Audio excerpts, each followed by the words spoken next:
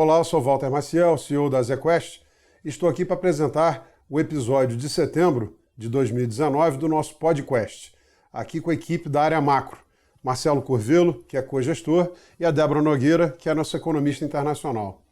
Débora, tudo bem? Tudo ótimo. A gente viu em setembro aí uma continuação dessa tensão entre os Estados Unidos e a China. Alguns observadores achavam que podia ser algo passageiro, mas o que a gente está vendo é que as tensões continuam e aparentemente prometem ser de longo prazo. Como que essa questão geopolítica está afetando os mercados e de que maneira pode afetar a economia global? Boa, Walter. Até em setembro as notícias foram melhores. Eles marcaram a reunião agora em Washington para outubro, o mercado comemorou, mas assim, a gente não tem dúvida que o pano de fundo dessa história toda é o que? Aumentar a incerteza. Com incerteza elevada, os agentes colocam o pé no freio, pensam duas vezes antes de fechar um negócio, de fechar um programa de investimento, e é isso que a gente está vendo, né? A confiança do empresário está caindo no mundo todo. Nesse mês, agora na virada de setembro para outubro, o destaque foi Estados Unidos, a confiança do empresário industrial caiu bastante, e inclusive a confiança no setor de serviços começou a cair também.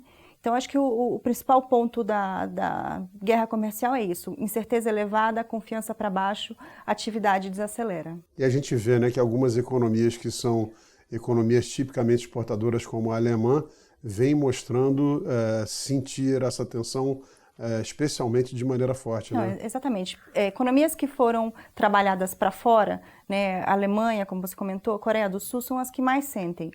Mas, aos poucos, uma economia voltada para dentro, que é a economia americana, também está sentindo. Né? Não tem como você se fechar nesse mundo que ainda é globalizado, por mais que estejamos aí em umas tentativas de voltar atrás. Não está. Marcelo, em função desse cenário que a Débora acaba de comentar, o que a gente tem feito nas carteiras? Dá para se proteger ou até mesmo ter algum benefício, montar alguma posição para ganhar com esse cenário? Dá sim, Walter. Nos últimos meses a gente tem sido bastante ativo no nosso livro de hedges, que são proteções para carteira. Atualmente a gente tem posições de opções de venda de S&P, que é o índice de ações norte-americano. Temos uma posição comprada em volatilidade desse basket de ações norte-americano e temos uma posição aplicada em Treasury, que é o juros nominal norte-americano. Todas essas posições elas se beneficiariam de um evento de aversão ao risco externo. Isso daí beneficiaria todas essas posições e protegeria a nossa carteira, que domesticamente, como a gente vai falar em breve, ela está com um viés um pouco mais otimista. Agora, o que a gente tem visto, Débora, é também que nos Estados Unidos existe aí um conflito, né? Alguns indicadores mostrando a economia doméstica ainda forte, resiliente, retail sales, né? Vendas ao varejo, muito saudável, porém alguns outros indicadores começam a mostrar uma contaminação mais forte. Preocupa? Preocupa, e o Banco Central está preocupado, né? Ele fala ainda de um ajuste de meio de ciclo, mas a gravidade que a gente está vendo, desaceleração no setor industrial, no setor exportador, e quando a gente olha para frente, né, os riscos do cenário, que são desse ambiente adverso permanecer, é difícil imaginar um descolamento perene entre atividade doméstica e atividade externa. Na virada agora do mês também de setembro ou outubro, o ISM de serviços, que é o índice de confiança do setor de serviços, caiu bastante. Ainda está acima de 50, ainda significa expansão, mas o delta é grande. Então, o setor de serviços também está começando a ficar preocupado com esse ambiente de guerra comercial. Você acha que tem espaço para a queda dos juros dos Estados Unidos adicional? Sim, o nosso cenário é de um orçamento total de 125 pontos, porque a gente está muito preocupado com o ambiente fora Estados Unidos, né? A gente, com a Ásia especialmente, que é a região que sofre bastante com guerra comercial, Europa, que também é uma região que sofre bastante. Então, assim, o externo aos Estados Unidos faz com que a gente tenha esse cenário de corte agressivo, né? A gente não acha que é só um insurance cut, como um corte de segurança como o Powell sugeriu.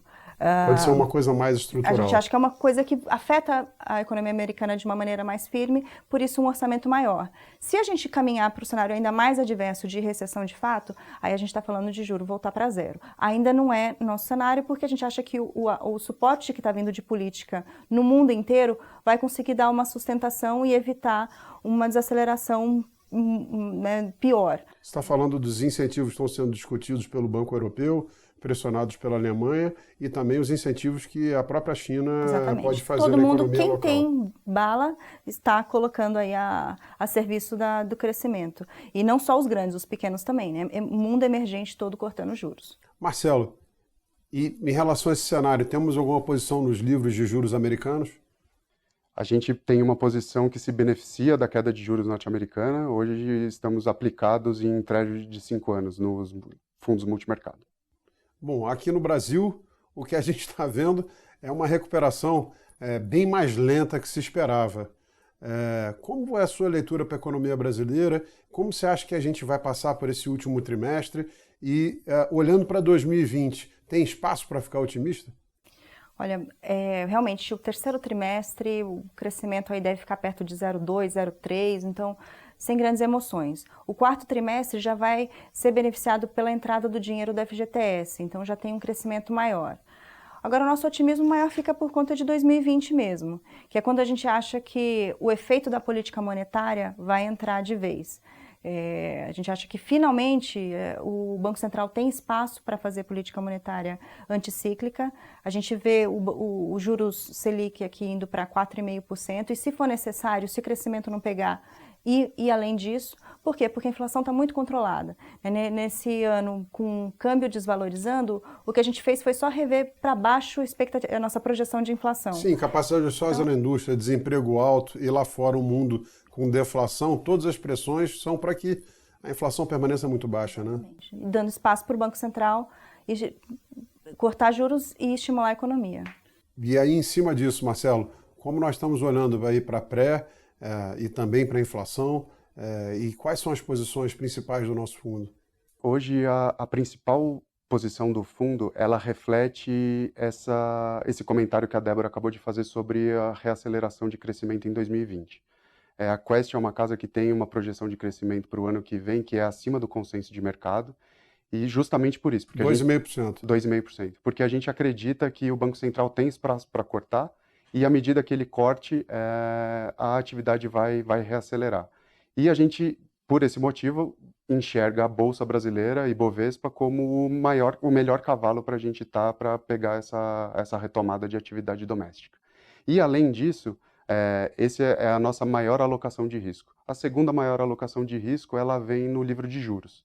Apesar do Banco Central já ter cortado bastante a taxa Selic, a gente, por todos esses motivos que você citou, a gente acredita que ele ainda tem espaço para cortar mais. E se ele for nesse cenário que a Débora comentou de 4,5%, que é o nosso cenário base, ainda tem espaço para os juros fechar. Então é uma maior alocação em bolsa e uma menor alocação, mas também relevante, aplicada em juros na parte mais curta da curva. Falando nisso e aí fazendo sim um apanhado do mês, todos os fundos da estratégia macro, assim como os fundos de renda fixa ativo, tiveram um desempenho sensacional. Parabéns para toda a equipe.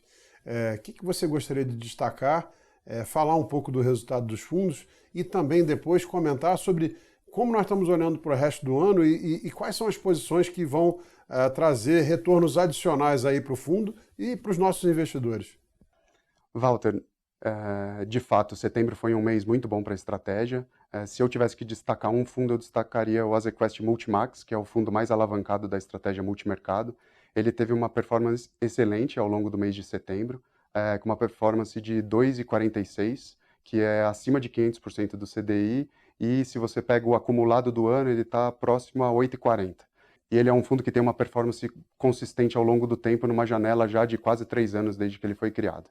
Acho que temos muita oportunidade, Walter. Temos alguns cenários que não são consenso de mercado, como o crescimento brasileiro acima das expectativas e essa queda adicional de juros. Então, estamos posicionados para gerar alfa nesses 2 cavalos e por conta do nosso livro de hedge que protege a carteira como um todo em momentos de adversidade.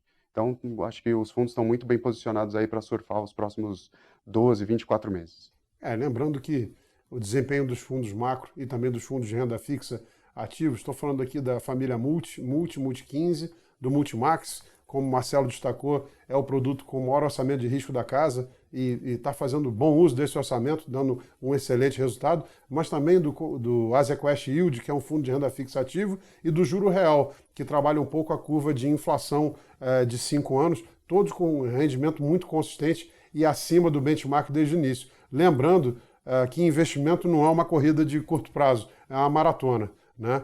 Muito obrigado e até o mês que vem.